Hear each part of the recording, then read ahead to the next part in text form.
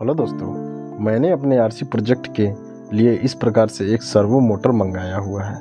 इसकी खास बात यह है कि दोस्तों हम इससे चाहे तो एक डिग्री कंट्रोल कर सकते हैं, मगर दोस्तों इसमें एक प्रॉब्लम ये है कि इसे हम नॉर्मल डीसी मोटर की तरह नहीं चला सकते हैं डायरेक्ट बैटरी से, क्योंकि दोस्तों इसमें नॉर्मल डीसी मोटर के वायर की तरह नेगेटिव और पॉजिटिव कनेक्ट करने पे ये नहीं चलता है।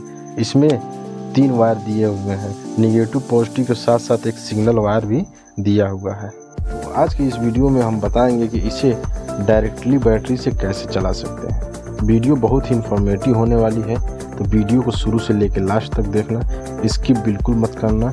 और चैनल पर नया है तो प्लीज़ चैनल को सब्सक्राइब कर दीजिए, वीडियो को लाइक और एक अच्छा सा कमेंट कर। चलिए वीडियो शुरू करते हैं।